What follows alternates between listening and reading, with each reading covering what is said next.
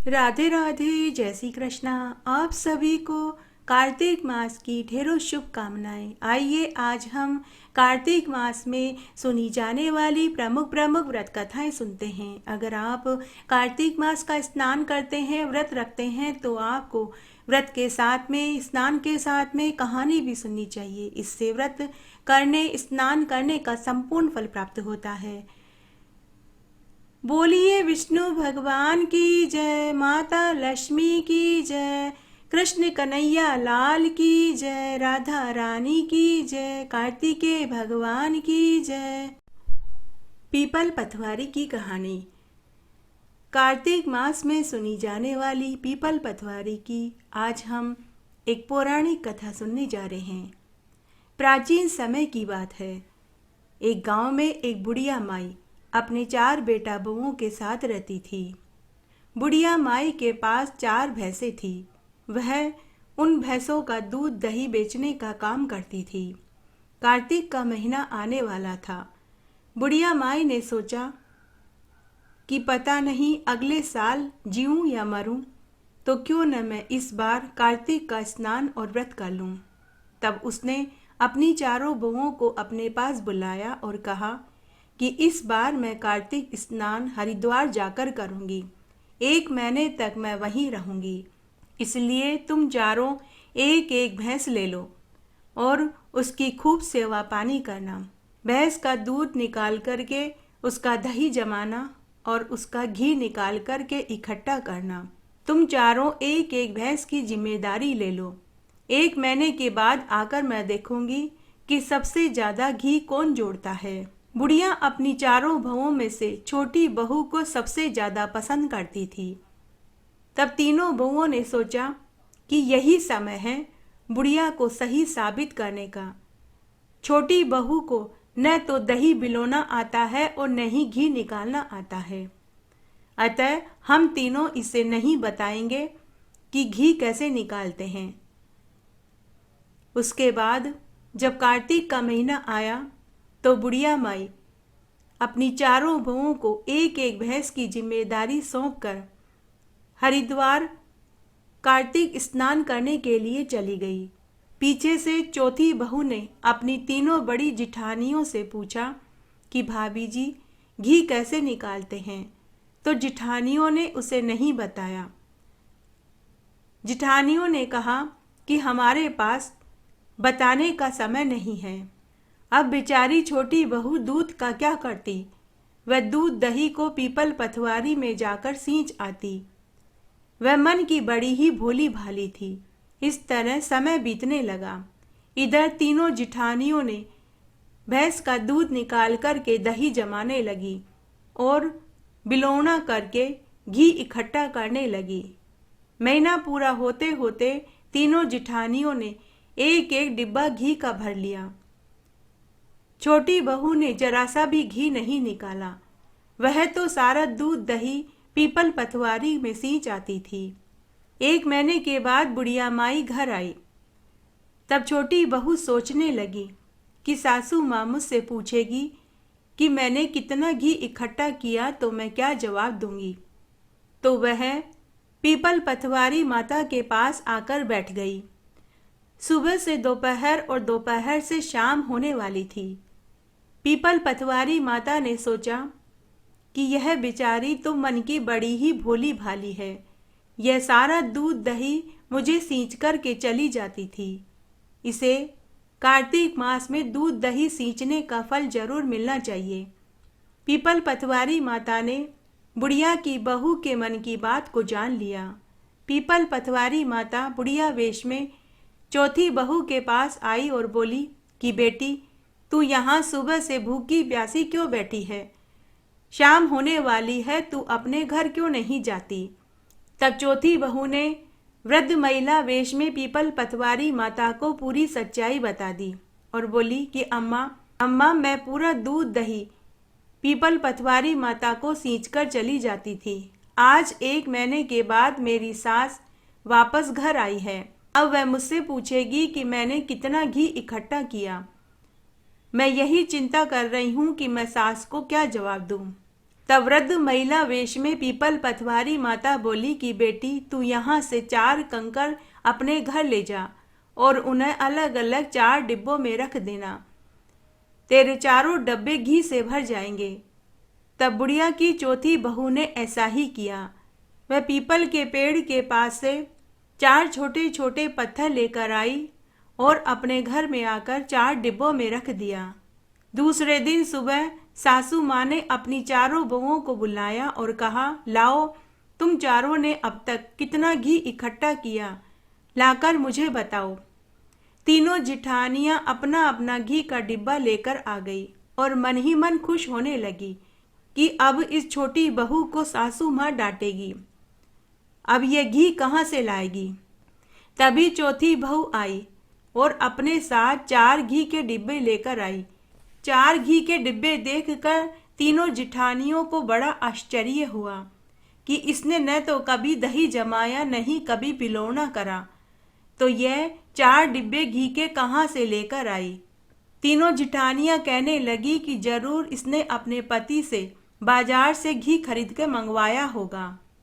तब तीनों जिठानियां अपनी सास से छोटी बहू की शिकायत करने लगी। सासू माँ, हमने इस छोटी को कभी भी दही जमाते और बिलोना करते हुए नहीं देखा, तो फिर यह 4 घी के डिब्बे कहाँ से लाई। यह जरूर अपने पति से कहकर इसने बाजार से घी मंगवाया होगा। इस पर चौथी बहू ने कहा कि हाँ भाभी जी, आप सच कहती हो। न तो मैंने दही जमाया और न ही बिलोना किया, क्योंकि न तो मुझे दही जमाना आता था और न ही बिलो कर के घी निकालना आता था। मैं तो पूरे कार्तिक मास में दूध और दही को पीपल पथवारी को सींच आती थी। पीपल पथवारी माता की कृपा से ही यह फल मुझे प्राप्त हुआ है।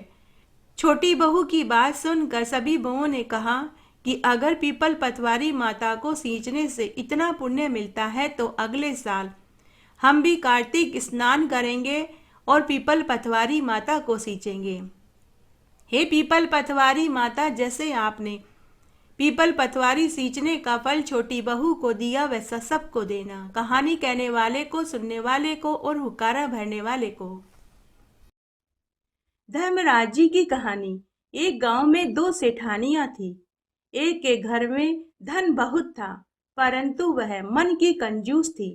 दूसरी सेठानी बहुत गरीब थी, लेकिन वह मन की बहुत अमीर थी। रोज सुबह उठती, गंगा स्नान करती, सूरज माता, बड़ पीपल, आंकड़े के पेड़ और सूर्य नारायण भगवान की पूजा करती। धर्मराज जी और सूरज भगवान की धरती माता की कहानी सुनती और भगवान के भोग लगाकर अतिथि को जिमाती।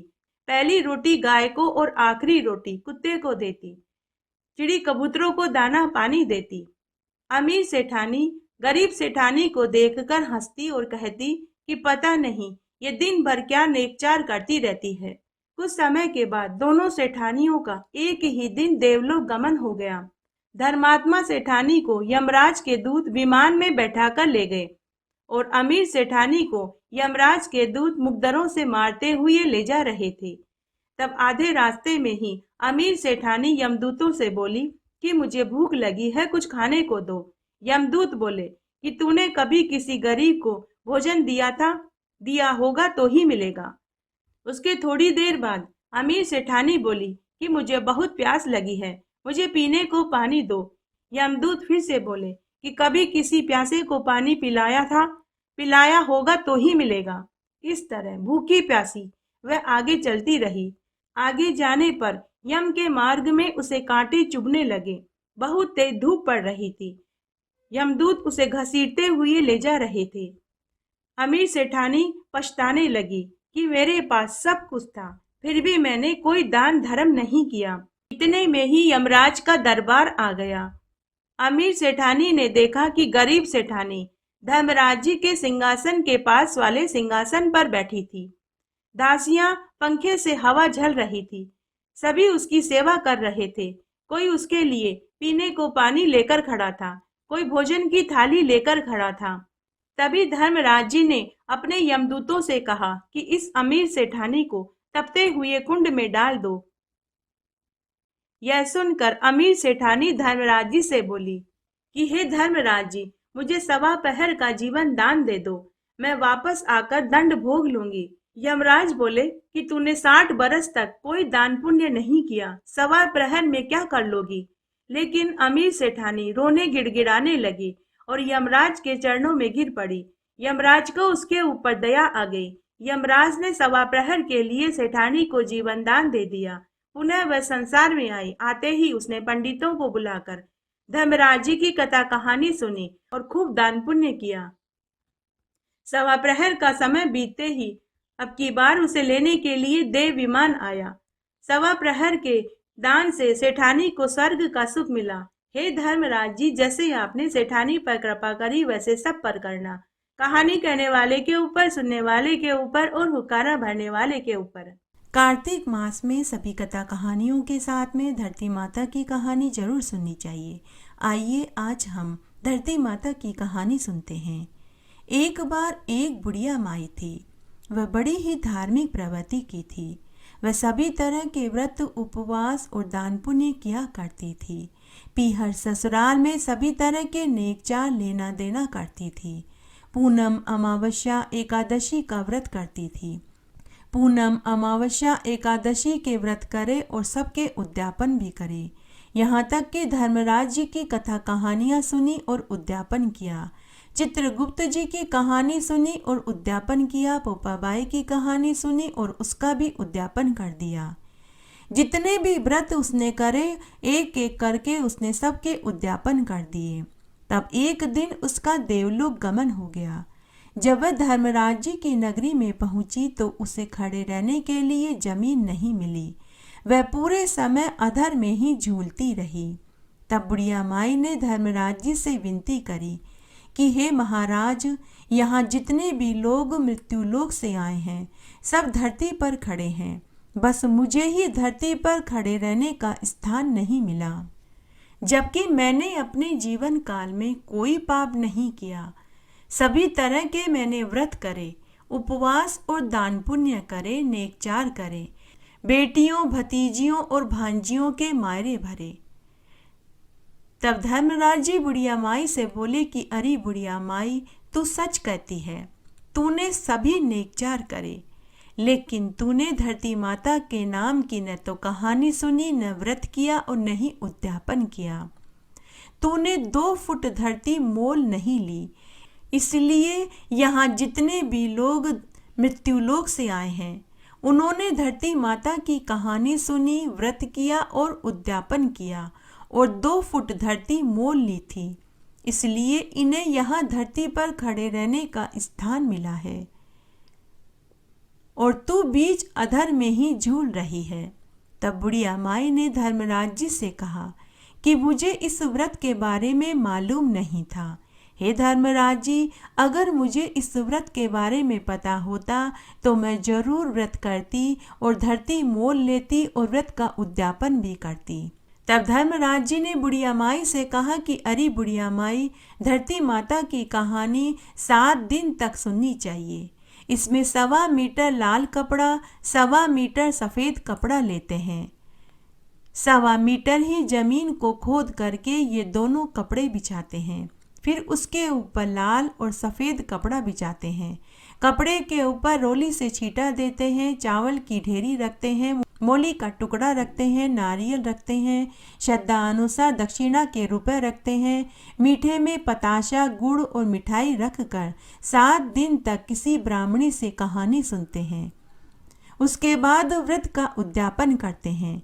उद्यापन में ये सभी सामान देते हैं। साथ में ब्राह्मणी के पहनने के लिए साड़ी, पेटीकोट, ब्लाउज, तौलिया और रुमाल भी देते हैं। और जिस ब्राह्मणी से 7 दिन तक कहानी सुनते हैं उसे यह सारा सामान देते हैं। तब वह बुढ़िया माई धर्मराज जी से बोली कि हे धर्मराज जी, अब आप मुझे 7 दिन के लिए वापस मृत्युलोक में भेज दीजिए। मैं धरती माता की कहानी सुनूंगी, व्रत करूंगी और उद्यापन करूंगी और वापस आऊंगी। तब धर्मराज जी ने बुढ़िया माई की आत्मा को वापस उसके शरीर में छोड़ दिया। जैसे ही मृत्युलोक में बुढ़िया की देह में हलचल हुई, वहां खड़े सभी लोग डर कर भागने लगे। बुढ़िया माई ने अपने बेटा और पोतों से कहा कि तुम जल्दी से मुझे घर ले चलो। धर्मराज जी ने मुझे 7 दिन के लिए धरती पर भेजा है। मैं 7 दिन तक धरती माता की कहानी सुनूंगी, व्रत करूंगी और उद्यापन करूंगी और वापस यमलोक में चली जाऊंगी। तब शमशान में खड़े सभी लोगों ने बुढ़िया माई से पूरी बात पूछी। तब बुढ़िया माई ने सभी को पूरी सच्चाई बताई। सभी लोग बुढ़िया माई को लेकर वापस घर आए। घर आने के बाद बुढ़िया माई ने एक ब्राह्मणी से धरती माता की कहानी सुनी। 1.25 मीटर जितनी धरती खोदी, उसके ऊपर 1.25 मीटर लाल कपड़ा फिर सफ़ेद कपड़ा बिछाया, रोली मोली चावल गुड़ दक्षिणा के रुपए रखे। 7 दिन तक ब्राह्मणी से कहानी सुनी, व्रत किया और फिर उद्यापन किया। और जिस ब्राह्मणी से कहानी सुनी थी उसे पूजा के सारे सामान दे दिए, साथ में स्वादिष्ट भोजन कराया और ब्लाउज, साड़ी, पेटीकोट, रुमाल, तौलिया भी दिया। बुढ़िया माई ने धरती माता को प्रणाम करके कहा कि हे धरती माता, मैंने 1.25 मीटर धरती मोल ली है। मुझे मरने के बाद मृत्युलोक में खड़े रहने जितनी धरती देना और मेरे कष्टों को दूर करना। कि तभी एक देव विमान आया। बुढ़िया माई उसमें बैठकर धर्मराज जी की चौखट पर पहुंच गई। सभी ने बुढ़िया माई का स्वागत किया। धरती माता ने उसे फूलों का हार पहनाया। इस प्रकार बुढ़िया माई को खड़े रहने की जगह मिली। इसलिए हम सबको भी धरती माता की 7 दिन तक कहानी सुननी चाहिए, व्रत करना चाहिए और उसके बाद में व्रत का उद्यापन करना चाहिए। 4 दरवाजों की कहानी। एक गांव में एक साहूकारनी थी। उसका भरा पूरा परिवार था। साहूकारनी का पूरा परिवार धार्मिक प्रवृत्ति का था। साहूकारनी सभी तरह के व्रत, उपवास, दान पुण्य करती थी। सभी एकादशियों का उसने व्रत किया, उद्यापन किया।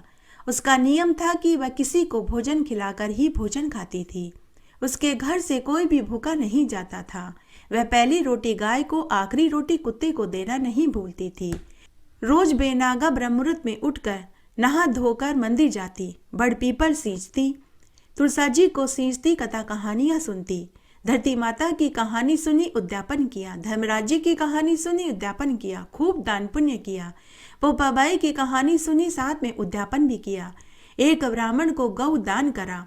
साथ ही उसने एक ब्राह्मण की बेटी का कन्यादान किया। कार्तिक मास, माघ मास, वैशाख मास और पुरुषोत्तम मास के उसने स्नान किए। वह श्राद्धों में पितरों के निमित्त धर्म कर्म करती थी। कौओं को श्राद्धों में खीर, पुए, पुड़ी खिलाती थी। गरीबों को अन्न, वस्त्र और तिल का दान करती थी। प्यासों के लिए जेठ मास में उसने प्याऊ खुदवाई। परिवार व रिश्तेदारों को भी वह खूब देन लेन करती थी। जब तक जीवित रही दोनों हाथों से दान करती रही। दान धर्म में उसने कोई कंजूसी नहीं छोड़ी। साहूकारनी के बेटा बहू भी अपनी माँ को दान धर्म करने से कभी मना नहीं करते थे। साहूकारनी पूरी उम्र पार करके मरी। तब वह भगवान के लोक में पहुंची, लेकिन उसे भगवान के चारों दरवाजे बंद मिले। साहूकारनी जिधर भी जाए उधर ही उसे दरवाजा बंद मिला। चारों दिशाओं में उसके लिए दरवाजा बंद था। यह देखकर साहूकारनी परेशान हो गई। उसने सभी दरवाजे खटखटाए, लेकिन उसके लिए दरवाजा नहीं खुला। थक हार कर वह बोली कि हे ईश्वर, मेरे लिए चारों दरवाजे बंद क्यों हैं, जबकि मैंने अपने जीवन काल में खूब दान धर्म किए, सभी तरह के व्रत उपवास करे। धर्मराज जी की कहानी सुनी, उद्यापन किया। पोपाबाई की कहानी सुनी, उद्यापन किया। धरती माता की कहानी सुनी और उद्यापन किया। मैंने अपने जीवन काल में कभी झूठ नहीं बोला, कभी किसी का दिल नहीं दुखाया। फिर मेरे लिए दरवाजे बंद क्यों हैं? कि तभी वहां आकाशवाणी हुई। आकाशवाणी ने कहा कि अरे बुढ़िया माई, माना कि तूने अपने जीवन काल में खूब धर्म कर्म व्रत उपवास करे, लेकिन तूने मकर संक्रांति के दिन ठाकुर जी के मंदिर में पट नहीं खुलवाए और नहीं तूने कथा कहानी सुनी। साहूकारनी बोली कि हे ईश्वर, मैंने तो 4 दरवाजों की कोई कथा कहानी नहीं सुनी। यह क्या होता है, यह कैसे करते हैं, कब करते हैं और इसकी क्या विधि है? अगर मुझे मालूम होता तो मैं ठाकुर जी के पट खुलवाती, 4 दरवाजों की कहानी सुनती। तभी आकाशवाणी हुई और विष्णु भगवान ने साहूकारनी से कहा कि अरे बुढ़िया माई, मकर संक्रांति के दिन ठाकुर जी के मंदिर में पट खुलवाते हैं, 4 चांदी के दरवाजों का दान करते हैं। इसमें 4 चांदी के दरवाजे लगते हैं। भगवान के मंदिर का पर्दा लगता है। ब्राह्मण ब्राह्मणी के 5-5 कपड़े और सुहाग की पिटारी लगती है। एक मिठाई का डब्बा दक्षिणा के रुपए और नारियल रखते हैं। तब साहूकारनी भगवान से बोली कि हे ईश्वर, अब मैं तो मर चुकी हूँ, अब मैं ये कैसे कर सकती हूँ। तब वापस आकाशवाणी हुई। आकाशवाणी ने कहा कि बुढ़िया माई, तू अपने बेटा बहू को सपने में जाकर कह दे, अगर वे तेरे लिए यह सब कुछ कर दे तो तेरे लिए दरवाजे खुल जाएंगे। तभी साहूकारनी की आत्मा उसी समय मृत्युलोक में अपने बेटे के स्वप्न में गई और पूरी बात बताई कि बेटा, मेरे लिए भगवान के यहाँ सभी दरवाजे बंद हैं। मेरी अभी तक मुक्ति नहीं हुई है, मुझे अभी सदगति प्राप्त नहीं हुई है। बेटा, तुम्हें मेरा एक काम करना होगा। जब तक तुम मेरा ये काम नहीं करोगे तब तक मेरी आत्मा भटकती रहेगी। मेरे लिए तो चारों पट बंद हैं। तब स्वप्न में ही बेटा अपनी माँ से बोला कि माँ, बताओ मैं क्या करूं जिससे कि तुम्हारी आत्मा को शांति मिले। तब साहूकारनी बोली कि बेटा, तुम 4 चांदी के दरवाजे बनवाना, साथ ही ब्राह्मण ब्राह्मणी के 5-5 कपड़े, मिठाई का डब्बा, दक्षिणा के रुपए रखना, ठाकुर जी के मंदिर का पर्दा सिलवाना और मंदिर में जाकर पट खुलवाना, कथा कहानी सुनना। ये सभी सामान ठाकुर जी के मंदिर में चढ़ा देना। सुबह होते ही बेटे ने अपने स्वप्न वाली बात अपनी पत्नी को बताई। तब बेटा बहू नहा धोकर सारा सामान लेकर मंदिर में गए और मंदिर के पट खुलवाए, पूजा करी, 4 छोटे छोटे चांदी के दरवाजे चढ़ाए, ब्राह्मण ब्राह्मणी के 5-5 कपड़े, सुहाग की पिटारी, मिठाई का डब्बा, दक्षिणा के रुपए और नारियल चढ़ाया। जैसे ही बेटा बहू ने सारे काम करे कि तभी साहूकारनी के लिए एक एक करके सारे दरवाजे खुलते गए। जब साहूकारनी ने पहला दरवाजा खोला तो उसमें गंगा यमुना बह रही थी। साहूकारनी गंगा यमुना में खूब नहाई धोई। फिर उसने दूसरा दरवाजा खोला तो उसमें ठाकुर जी विराजमान थे। साहूकारनी ने वहां बैठकर खूब तन मन से सेवा पूजा करी, पाठ करे, भजन करे। फिर उसने तीसरा दरवाजा खोला तो उसमें 56 भोग पड़े थे। साहूकारनी ने भगवान को, ठाकुर जी को भोग लगाया, फिर खुद प्रसाद खाया। फिर उसने चौथा दरवाजा खोला तो उसमें सोने की खाट पर मुलायम रजाई गद्दे कंबल पड़े थे। साहूकारनी सोने के पलंग पर मुलायम रजाई गद्दों पर सो गई कि तभी आकाशवाणी हुई। भगवान ने बुढ़िया माई से पूछा कि बुढ़िया माई, तुझे बैकुंठ में सुख मिला या नहीं। साहूकारनी बोली कि हे ईश्वर, ऐसा सुख तो मैं हर जन्म में चाहती हूँ। हे भगवान, जैसा सुख साहूकारनी को मिला वैसा हमको भी देना। कहानी कहने वाले को, सुनने वाले को और हुक्कारा भरने वाले को। पोपा बाई की कहानी। एक बार एक पोपा बाई थी। वह अपने भाई भाभी के साथ रहती थी। जब वह विवाह लायक हुई तो उसके भाई भाभी ने उसके लिए लड़के देखने शुरू कर दिए। जब पोपा बाई को पता चला कि उसके भाई भाभी उसकी शादी करना चाहते हैं तो पोपा बाई ने अपने भैया भाभी से शादी करने से इनकार कर दिया। पोपा बाई ने अपने भैया भाभी से कहा कि मैंने आजीवन कुंवारी रहने का प्रण लिया है, इसलिए मैं विवाह नहीं करूंगी। भैया भाभी ने पोपा बाई को बहुत समझाया लेकिन वह नहीं मानी। पोपा बाई ने अपनी भैया भाभी से कहा कि आप मुझे जंगल में झोपड़ी बनाकर के दे दो, मैं अपनी बाकी की जिंदगी वहीं भक्ति करके बिताऊंगी। तो उसके भैया भाभी ने अपनी बहन के लिए जंगल में झोपड़ी बनाकर के दे दी। अब पोपा बाई गांव के लोगों की भेड़ बकरियां और गाय चराने लगी। बदले में वे लोग उसे ग्वाली देने लगे, जिससे पोपा बाई का गुजर बसर चलने लगा। खाली समय में वह पूजा पाठ करने लगी। इस तरह समय व्यतीत होने लगा। एक बार उस नगर का राजा शिकार खेलते समय उसी वन में पहुंच गया जहां पोपा बाई की झोपड़ी थी। राजा को भूख प्यास सताने लगी। तब राजा ने जंगल में झोपड़ी देखी तो वह पानी के लिए उस झोपड़ी के पास आया और झोपड़ी का दरवाजा खटखटाने लगा। कई बार झोपड़ी का दरवाजा खटखटाने पर अंदर से पोपा बाई बोली कि कौन है। झोपड़ी के बाहर से राजा ने कहा कि मैं इस नगर का राजा हूँ, दरवाजा खोलो। तब पोपा बाई बोली कि आप जो भी हैं, जहाँ से भी आए हैं वहाँ चले जाइए। मैंने पराये पुरुष का मुंह न देखने की सौगंध खाई है। लेकिन राजा नहीं माना। राजा ने कहा कि मैं तुमसे शादी करना चाहता हूँ। पोपा बाई ने कहा कि मैंने अपना पूरा जीवन ब्रह्मचार्य का पालन करके बिताने का निश्चय किया है, आप यहाँ से चले जाइए। लेकिन राजा ने हट पकड़ ली। राजा ने झोपड़ी का दरवाजा तोड़ दिया और जबरदस्ती पोपा बाई को घोड़े पर बिठाकर महल में ले आया। महल में आते ही राजा का सारा राजपाट मिट्टी में मिल गया। तब उस राजा की अन्य रानियां राजा से बोली कि हे महाराज, आप इसे जहां से लाए हैं इसे वापस वहीं छोड़ आइए। तब राजा पोपाबाई को वापस छोड़ने जाने लगा कि तभी महापाप की नदी आ गई, जिसमें राजा डूब कर मर गया।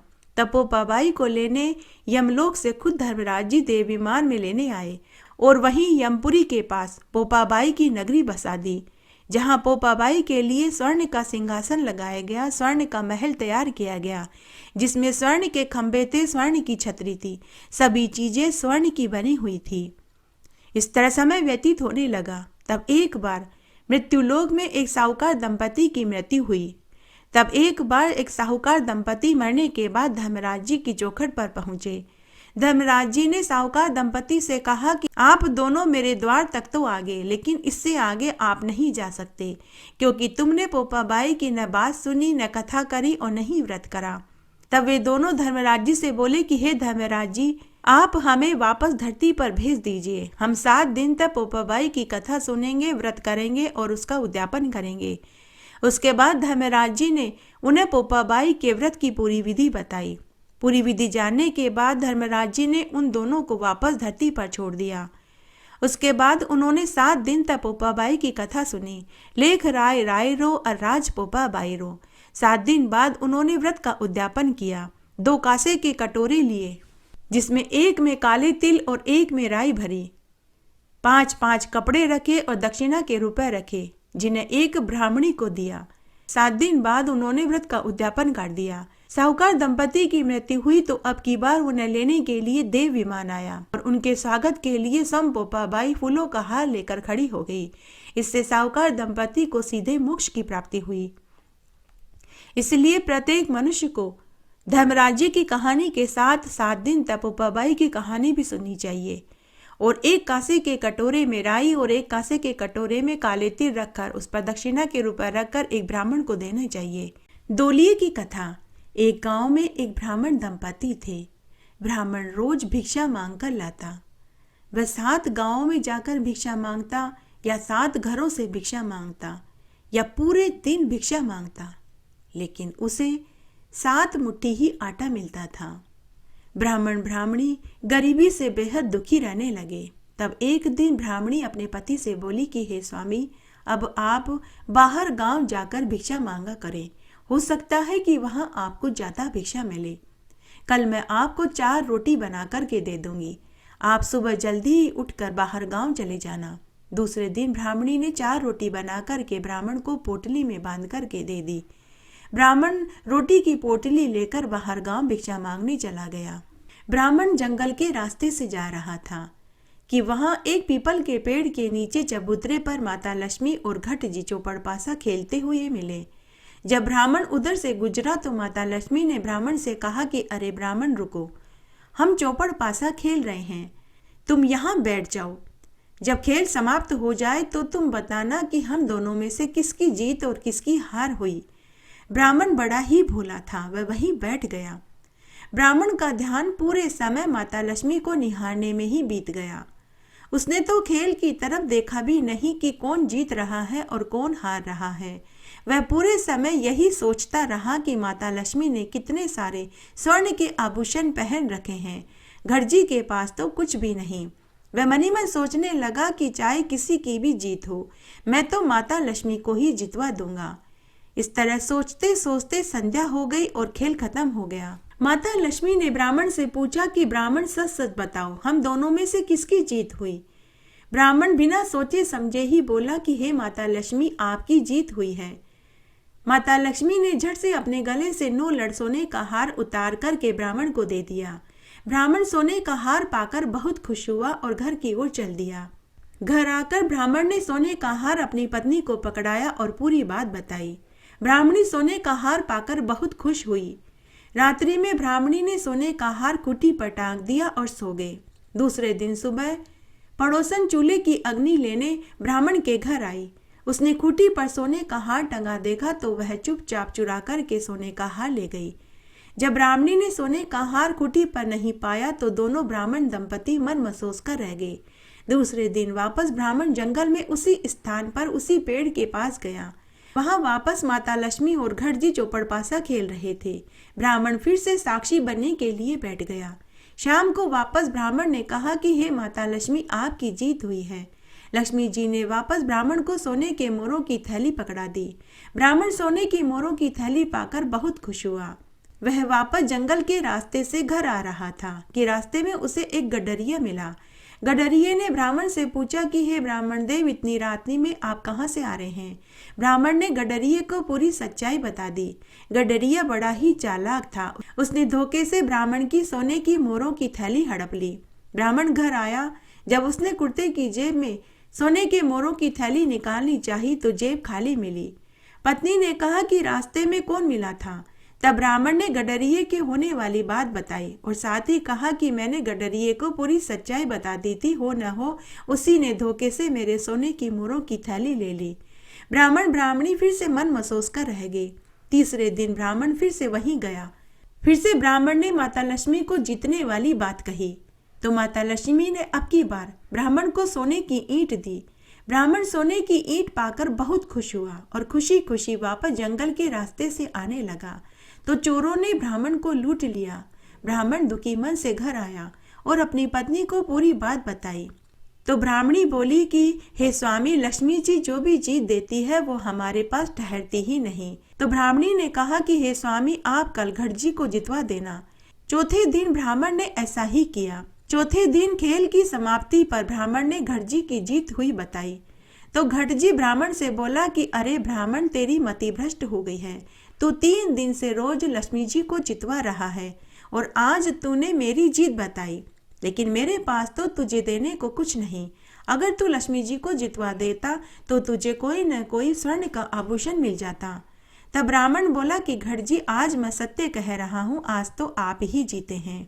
तब घटजी ने उस ब्राह्मण को तुलसी के बीज दिए और कहा कि जा, इन बीजों को तेरे तुलसी के क्यारे में डाल देना और रोज पानी से सींच देना। ब्राह्मण तुलसी के बीज लेकर घर की ओर चल दिया। पूरे रास्ते वह ब्राह्मणी को कोसता रहा और ब्राह्मणी को गालियां देता रहा। मन ही मन सोचने लगा कि मैंने ब्राह्मणी के कहने पर घटजी की जीत बता दी। अगर आज भी मैंने लक्ष्मी जी को जितवा दिया होता तो कुछ न कुछ सोने का आभूषण मिल जाता। ब्राह्मण तुलसी के बीज लेकर घर आया और अपनी पत्नी को पकड़ाते हुए गुस्से में बोला कि तेरी बात मानी तो यह तुलसी के बीज मिले, अगर नहीं मानता लक्ष्मी जी को जितवा देता तो कोई न कोई सोने का आभूषण मिल जाता। ब्राह्मणी अपने पति से बोली कि हे स्वामी, तुलसी के बीज ही सही, लेकिन आप कोई चीज घर तो लाए। ब्राह्मणी ने उसी समय उन तुलसी के बीजों को अपनी तुलसी क्यारे में डाल दिया और रात्रि में भोजन खाकर पानी पीकर सो गए। दूसरे दिन दोनों ब्राह्मण दंपति रोज की तरह सुबह जल्दी उठे, नहा धोकर तुलसी जी को सींचने और दियाबाती करने गए तो उन्होंने देखा कि उनके तुलसी क्यारे में सोने, चांदी, हीरे मोती की लड़ियां लटक रही थी। ब्राह्मण दंपति यह देखकर खुश हो गए कि तभी हार चोरी करने वाली पड़ोसन हार वापस दे गई। गडरिया सोने के मोरों की थैली पकड़ा गया और चोर भी सोने की ईंट वापस रख कर चला गया। ब्राह्मण की सभी खोई हुई चीजें उसे वापस मिल गई। कहते हैं दिन फिरने पर ही देव सहायता करते हैं। आज मैं आपको विश्राम देवता की एक पौराणिक कथा सुनाने जा रही हूँ। बहुत पुरानी बात है। एक गांव में एक बुजुर्ग साहूकार रहता था। उसका नाम मंगतराम था। उसके 7 बेटे, बहू और 1 बेटी थी। सभी की शादियां हो चुकी थी। खूब सारे पोते पोतियां, दोहिते दोहितियां भी थी। मंगतराम का एक नियम था विश्राम लेने का। वो कोई भी काम करता था तो मध्यम में विश्राम लेता था। उसने यह नियम अपने पिता से लिया था और उनके पिता ने अपने पिता से लिया था। पिछली कई पीढ़ियां ये नियम लिए हुए थी। मंगतराम के घर में किसी चीज की कोई कमी नहीं थी। भगवान की दया से खूब मौज में थे। मंगतराम एक बार बीमार पड़ा। मृत्यु शैया पर लेटा हुआ था, लेकिन उसकी मृत्यु नहीं हो पा रही थी। बेटा बहुओं ने अपने पिता का हाथ लगवाकर खूब दान पुण्य करवाए। अन्न, धन, वस्त्र, यहाँ तक कि गाय का भी दान उन्होंने करवाया। इसके अलावा बेटा और बहुओं ने भागवत, रामायण और गीता भी सुनाई। मंगतराम के प्राण निकल ही नहीं रहे थे। वो बहुत तड़प रहा था। तब एक दिन उसके परिवार के सभी बड़े बुजुर्गों ने मंगतराम से पूछा, तुम्हारा मन किस चीज में है, वो बताओ। तब मंगतराम बोला, मेरी कई पीढ़ियों से हमारे घर में विश्राम लेने का नियम चल रहा है। अगर मेरा यह नियम कोई मेरा बेटा या बहू ले ले तो मैं सुख भर मर पाऊंगा। लेकिन सभी बेटा बहुओं ने यह विश्राम वाला नियम लेने से मना कर दिया। तब मंगतराम की सबसे छोटी पोती ने अपने दादा का विश्राम लेने का नियम लेने की बात कही। घर में सभी ने उसे मना किया, लेकिन पोती सावित्री नहीं मानी। सबने कहा, तुम पराया धन हो, ससुराल में यह नियम नहीं निभा पाओगी। लेकिन पोती सावित्री ने जिद पकड़ ली। फिर दादा ने अपना नियम अपनी पोती को दिया, साथ ही उसके सिर पर आशीर्वाद का हाथ रखा। फिर मंगतराम ने एक लंबी गहरी सांस ली और मृत्यु को प्राप्त हो गया। इस तरह पोती सावित्री ने अपना नियम पूरी निष्ठा से निभाने लगी। फिर एक दिन उसकी शादी का भी दिन आया। फेरों के समय 3 फेरे लेते ही उसे विश्राम की बात याद आई, तो उसने बीच में विश्राम लिया। उसके बाद बचे हुए फेरे लिए। ससुराल आई तो उसने अपने दादा का नियम पूरी लगन से निभाने लगी। जब वह काम के समय बीच बीच में विश्राम लेती तो देवरानी जेठानी उससे चिढ़ने लगी और कानाफूसी करने लगी कि यह तो काम चोर है, बीच बीच में विश्राम करती है। लेकिन सावित्री ने उनकी बातों पर ध्यान नहीं दिया। फिर एक दिन दिवाली के समय घर लीपने के लिए घर की सभी औरतें मिट्टी लेने के लिए गई। तब वहां सावित्री भी उनके साथ गई। तब मिट्टी खोदने के बाद सावित्री ने वहां पर भी विश्राम किया। घर की सभी देवरानी जेठानियां मिट्टी लेने के बाद वापस घर आ गई। कोई भी उसके लिए नहीं रुकी। तब सावित्री अकेली ही रह गई और वो सोचने लगी कि मिट्टी की तगारी कौन मेरे सिर पर रखवाएगा। संध्या होने वाली थी। तभी विश्राम देवता को सावित्री पर दया आई। उन्होंने एक ब्राह्मण का रूप धरा और वहां पहुंच गए।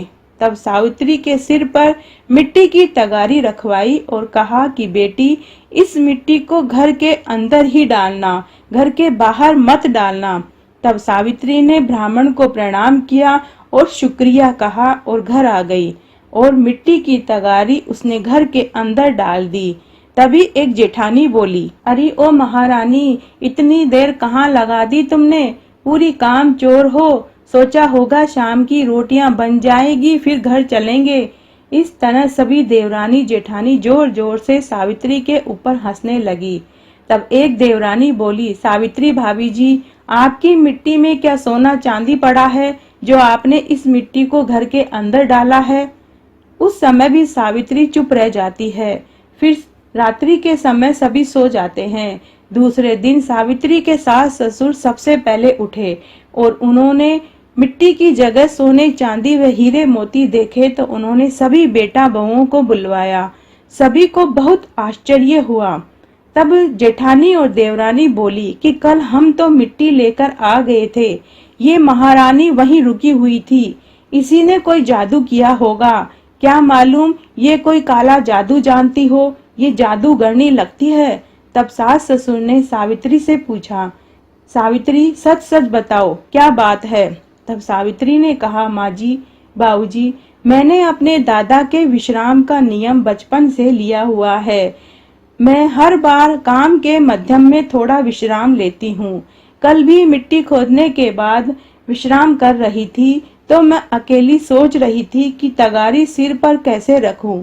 तभी वहां एक ब्राह्मण आए और उन्होंने मेरे सिर पर मिट्टी की तगारी रखी और उन्होंने मुझे कहा कि मिट्टी घर के अंदर डालना। मैंने वैसा ही किया। मैं क्या जानूं, मेरे विश्राम देवता जाने। तभी वहां विश्राम देवता प्रकट होते हैं। उन्होंने कहा कि ये मेरी परम भक्त है। आप सबके ताने सुनने के बाद भी इसने विश्राम के नियम को निष्ठा व लगन से निभाया। मैं इसकी इस निष्ठा व लगन से खुश हुआ, इसीलिए मेरे आशीर्वाद से यह मिट्टी सोना चांदी और हीरे में बदल गई है। तब घर के सभी ने विश्राम देवता से माफी मांगी। यह खबर पूरे गांव में आग की तरह फैल गई। तब घर में ही नहीं, पूरे गांव वालों ने विश्राम का नियम लिया। तो हे विश्राम देवता, जैसे आप सावित्री के ऊपर प्रसन्न हुए और उनका घर अन्न धन के भंडार से भर दिया, वैसा सबके भरना, कहने वाले को, सुनने वाले को और हुकारा भरने वाले को। सूर्य नारायण भगवान की कहानी। सूरज भगवान रोज सुबह उठते हैं और पूरे जगत में प्रकाश देते हैं। तब एक दिन भगवान को लगा कि राणादी दिन पर दिन सूखती जा रही है। सूर्य नारायण भगवान ने अपनी पत्नी राणादे से पूछा कि हे राणादे, तुम्हें हम अच्छा खाने को देते हैं, अच्छा पहनने को देते हैं, फिर भी तुम दिन पर दिन सूखती जा रही हो, तुम्हारे मन में क्या दुख है? राणादे बोली कि हे प्रभु, मुझे खीर खांड का भोजन खाने की इच्छा है। सूरज भगवान बोले कि मांगा भी तो क्या मांगा, हम तो रोज खीर खांड का ही भोजन खाते हैं। राणा दे बोली कि हे ईश्वर, खीर खांड का भोजन तो आप जीमते हैं, मैं तो रोज खाटी राबड़ी खाती हूँ। भगवान बोले कि राणा दे, तुम झूठ बोल रही हो। माँ हमारे लिए एक जैसा भोजन बनाती है और हम तीनों को एक जैसा भोजन परोसती है। तब राणा दे बोली कि हे प्रभु, आप एक दिन मेरी थाली का भोजन खाकर देखना, तब आपको पता चल जाएगा। दूसरे दिन भोजन खाते समय सूरज नारायण भगवान ने अपनी माँ से पीने का पानी मांगा। सूर्य नारायण भगवान की माँ पीने का पानी लेने के लिए उठ गई। उसी बीच सूर्य नारायण भगवान ने अपनी भोजन की थाली राणादे की थाली से बदल ली। उसके बाद राणादे ने खीर खांड का भोजन खाया और भोजन खाकर सोने चली गई। सूरज नारायण भगवान जब राणादे की थाली का भोजन खाने लगे तो वाकई में वह खाटी राबड़ी थी। खाटी राबड़ी सूरज नारायण भगवान से खाई नहीं गई, वे भोजन पर ही बैठे रहे। उनकी माँ ने कहा कि हे पुत्र, आज तुमने भोजन खाने में इतनी देर क्यों लगा दी? प्रभु बोले कि माँ, आज तो खीर खांड का भोजन मुझे खट्टा लग रहा है। माँ बोली कि बेटा, लगता है कि बहू की थाली तेरे पास आ गई। प्रभु बोले कि हे माँ, हम घर में मात्र 3 जने हैं, जिसमें भी तुम 2 भांत करती हो। मैं नियम का पालन करने वाला, मेरे ही घर में ऐसा होता है तो दुनिया में क्या होता होगा। घर में सबका खाना एक जैसा बनना चाहिए। सूर्य नारायण भगवान ने अपनी माँ से पूछा कि माँ, 2 पेट की हांडी तुम कहाँ से लेकर आई? माँ ने कहा कि बेटा, इस गांव में एक रतन कुमार है जो 2 पेट की हांडी बनाता है। सूर्य नारायण भगवान उसी समय रतन कुमार के पास गए और उससे 2 पेट की हांडी मांगने लगे। रतन कुमार सोचने लगा कि सूर्य नारायण भगवान की माँ मुझे 1 हांडी के बदले में 1 टका सोने का देती है, तो पुत्र तो मुझे 5 टका सोने का जरूर देंगे। रतन कुमार ने सूर्य नारायण भगवान से कहा कि हे प्रभु, आपको कितनी हांडी चाहिए? मैं 1 हांडी के बदले में 5 सोने के टके लूंगा। भगवान ने नाराज होते हुए रतन कुमार से कहा कि आज के बाद अगर तू 2 पेट की हांडी बनाएगा तो मैं तेरे सहस्त्र पेट कर दूंगा। यह सुनकर कुमार डर गया। वह हाथ जोड़कर भगवान से विनती करने लगा और बोला कि हे प्रभु, 1 पेट भरना मुश्किल हो रहा है, सहस्त्र पेट हो जाएंगे तो क्या करूंगा? आज के बाद मैं 2 पेट की हांडी नहीं बनाऊंगा। भगवान के कहने पर उस दिन के बाद रतन कुमार ने 2 पेट की हांडी कभी नहीं बनाई। तभी से 1 पेट की हांडी बनती है। घर में कितने ही जने हो, एक जैसा भोजन बनने पर ही अन्नपूर्णा माता उस घर से प्रसन्न रहती है और उस घर में माता लक्ष्मी का वास होता है, जहाँ एक जैसा भोजन सभी को परोसा जाता है। बोलिए सूर्य नारायण भगवान की जय। श्री कृष्ण गोविंद हरे मुरारी, हे नाथ नारायण वासुदेवा। श्री कृष्ण गोविंद हरे मुरारी, हे नाथ नारायण वासुदेवा। श्री कृष्ण गोविंद हरे मुरारी, हे नाथ नारायण वासुदेवा। श्री कृष्ण गोविंद हरे मुरारी, हे नाथ नारायण वासुदेवा।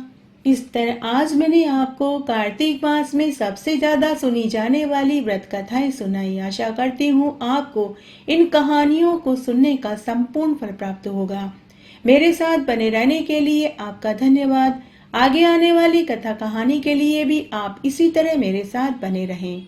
धन्यवाद।